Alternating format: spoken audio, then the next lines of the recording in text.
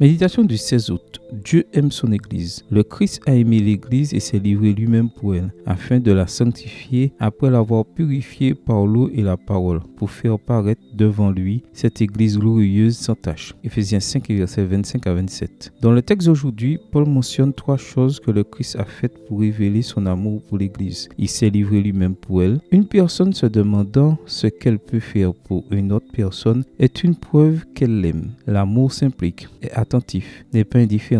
Arthur aime par exemple Marie. Il doit donc faire sa connaissance, s'intéresser à tout ce qui la concerne et il veut participer à tout ce qui lui arrive. Pour celui qui aime, c'est naturel. Le Christ aime son Église et s'est livré pour elle. Il n'y a rien d'elle qui lui soit indifférent. Il n'y a pas un jour où il se désintéresse de ce qui lui arrive. Il est impliqué dans l'Église jusqu'au bout. Il a sanctifié. Quand on aime, on regarde la personne aimée comme quelqu'un d'unique. Marie pense qu'elle appartient à Arthur et lui donne son affection, son temps et sa fidélité, sans ressentir cet engagement comme un fardeau. L'amour est exclusif, réservé à quelqu'un que nous avons décidé de traiter différemment. Dieu a fait de son Église l'objet de son amour suprême et de sa considération. Elle est comme la prunelle de ses yeux. Son amour pour elle est unique, particulier, déterminé et fidèle. Il nous a mis à part pour lui. Autrement dit, il nous a sanctifiés. Il a purifié. Quand on aime, on souhaite le meilleur pour la personne aimée. Tout ce qui peut lui nuire ou représenter un obstacle